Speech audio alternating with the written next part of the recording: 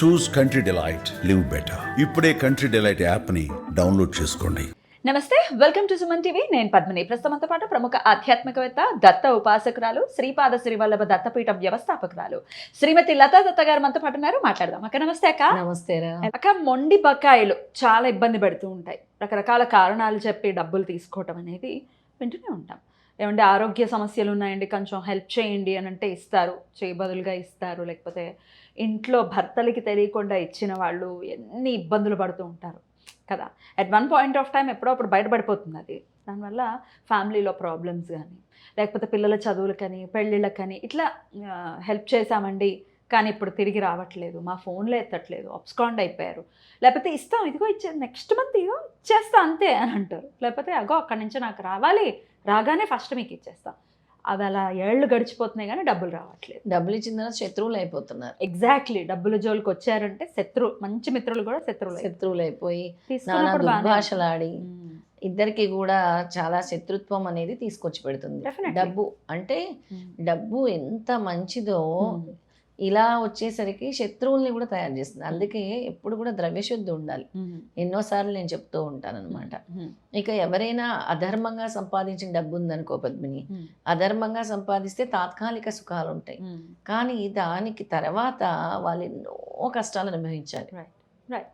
మన శ్రీరామచంద్రుడిని తీసుకుంటే ఆయన అంతటి అయోధ్య లాంటి సామ్రాజ్యాన్ని వీడి వనవాసం వెళ్ళి కష్టపడి రావణాసుడితో యుద్ధం చేసిన తర్వాత 10,000 సంవత్సరాలు శ్రీరామ పట్టాభిషేకం జరిగింది. 10,000 సంవత్సరాలు ఆయన రాజ్యమేలేరు. మరి అంత క్రితం మరి ఆయన అనుభవించారు. కానీ ధర్మ మార్గంలో ద్రవ్యాన్ని అర్జిస్తే ఈ విధంగా ఉంటుంది అని మన కుందనిధి కూడా తయారు చేస్తుంది. ఈ నవనిధుల్లో కుందనిధి చెప్తూ ఉంటుంది అనమాట. అంటే ధర్మంగా ఎలా డబ్బు సంపాదించాలి, ధర్మంగా ఎలా ఉండాలి, ధర్మంగా ఏ విధంగా ఉండాలని ఈ కుందనిధి కూడా చెప్తూ ఉంటుంది. రైట్. కానీ మేము ధర్మంగానే అర్జించింది, మేము హెల్ప్ చేయడం కోసం అని ఇచ్చామండి. ఒక్కొక్కసారి మొహమాటానికి వెళ్తే ఏదో వచ్చిందంట సామెత. అవునవును, అలా కూడా జరుగుతుంది. ఒక్కసారి మొహమాటానికి వెళ్ళకూడదు కదా. మన దగ్గర లేకుండా ఎవరికి ఇంట్లో భర్తకి తెలియకుండా, లేకపోతే భార్యకి తెలియకుండా మంది పద్మిని అసలు డబ్బులు పోయాయి అంటే పోయాయి అని చెప్తే ఆశ్చర్యం వేస్తుంది. మన పీఠానికి వస్తారు, ఎవరికో ఇచ్చాను నేను. ఎలా ఇచ్చారమ్మా మీరు, ఎలా ఇచ్చారు, ఎలా నమ్మి ఇచ్చారు? ఎవరి దగ్గరకో అక్కడ సమస్యలు తీరుతాయని ఇచ్చామంటారు ఒకరు, సమస్యలు తీరుతాయని. ఒకరికి అప్పుగా ఇచ్చామంటారు, ఒకరేమో ఈ ఆన్లైన్లో ఉద్యోగం ఇప్పిస్తామని, పార్ట్ టైం జాబ్ అని కట్టి. ఇప్పుడు ఈ సోషల్ మీడియాలో వచ్చే వాటి వల్ల చాలా మోసాలు జరుగుతాయి. అసలు మనం కూడా ఆలోచించాలి. కొన్ని మోసాలు అయితే 1+1 ఆఫర్ అని చెప్తూ అసలు మనకి ఊహకు కూడా అందదు. మనం అంత గ్రీడీగా దాని మీదకి వెళ్ళి డబ్బులు పోగొట్టుకుంటాం. అయితే పాపం దీనివల్ల నష్టపోయిన వాళ్ళందరికీ కూడా పరిహారం ఏంటంటే మొండి బాకీలు వసూలు చేయడానికి కలియుగంలో మనం ఆరాధించాల్సిన దైవం వెంకటేశ్వర స్వామి.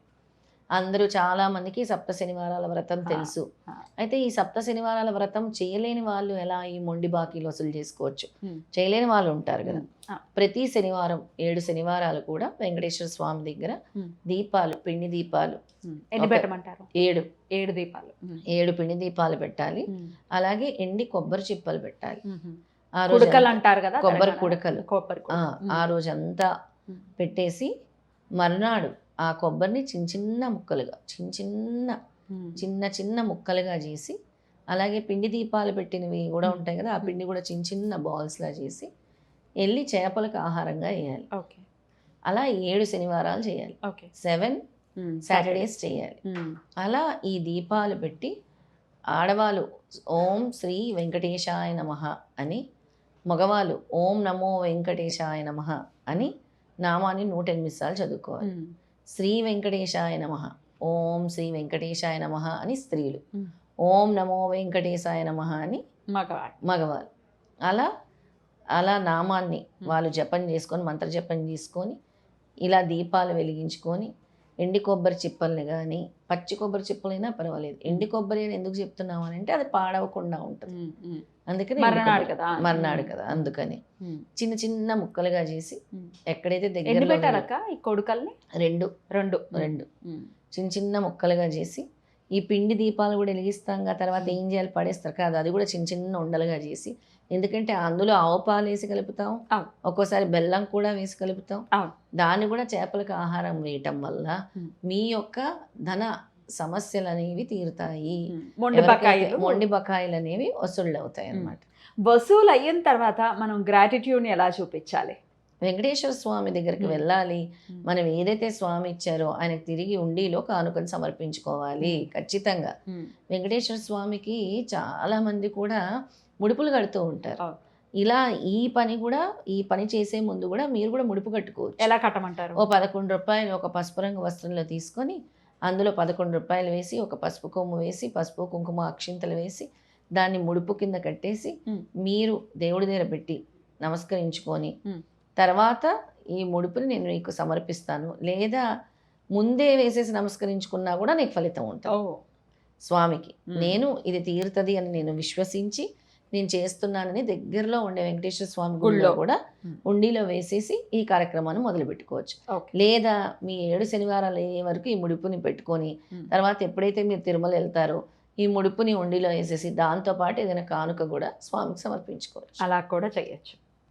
అలా చేయటం వల్ల కూడా మీ మొండి బకాయిలు అనేవి తొలగుతాయి. ఖచ్చితంగా కలియుగ ప్రత్యక్ష దైవం శ్రీ వెంకటేశ్వర స్వామి కాబట్టి ఆయన అనుగ్రహం ఉంటే ఖచ్చితంగా ఈ సమస్యలు అనేవి తృణప్రాయంగా తీసి పడేస్తారు. అవును, నిమిషంలో తీసేస్తారు. మళ్ళీ రిపీట్ చేయకూడదు, ఈ తప్పులు చేయకూడదు. ఇట్లా డబ్బులు ఇచ్చి అయితే ఇంకో రెమెడీ కూడా ఉంది పద్మిని. ఒకవేళ మాకు ఈ 7 శనివారాలు కాదు అని అంటే ప్రతి నెల వచ్చే శ్రవణ నక్షత్రంలో శ్రవణ నక్షత్ర దీపం పెట్టుకోవచ్చు. ఆ రోజు ఈ పని చేసి ఆ రోజంతా దీపం వెలగనిచ్చి ఈ 7 పిండి దీపాలు పెట్టుకొని కొబ్బరికాయ టెంకాయ నైవేద్యంగా సమర్పించి ఆ టెంకాయని మర్నాడు చేపలకు వేయచ్చు. అలా కూడా చేయ ప్రతి నెల కూడా చేయొచ్చు. శ్రవణ నక్షత్రం రోజే చేయాలి.